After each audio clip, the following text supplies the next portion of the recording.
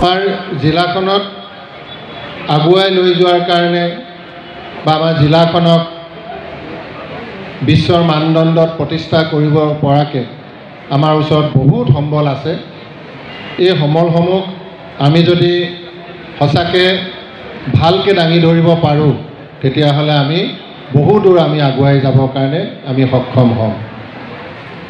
চৰকাৰীভাৱে এটা লেভেললৈকে সদায় কাম হৈ থাকিব, কাৰণ আজিকালি সমানুপাতিক মুখ্যমন্ত্ৰী হিমন্ত বিশ্ব শৰ্মা ডাঙৰীয়াৰ নেতৃত্বত সকলো জিলাই সেই ধৰণৰ কাম কাজত অংশীদাৰ হৈ আছে বা তেওঁলোকৰ প্ৰাপ্যখিনি পাই আছে।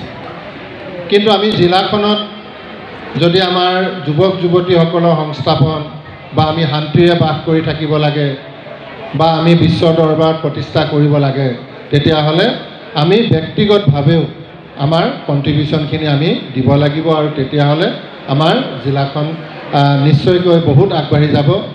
গতিকে মই আশা ৰাখিম যে সকলোৱে অন্ততঃ নিজৰ মাটিডৰাত ভালকৈ কৃষি কৰ্ম কৰিব লাগে, আৰু কৃষি কৰ্ম যাতে উল্লেখনীয় কৃষি কৰ্ম হয় বা আমাৰ হেণ্ডলুম ছেক্টৰত উল্লেখনীয় আমাৰ যাতে ধৰণে কামখিনি হয়, তো মই সেইখিনি আমাৰ ৰাইজক কৰিবৰ কাৰণে মই বিশেষভাৱে অনুৰোধ জনাইছোঁ।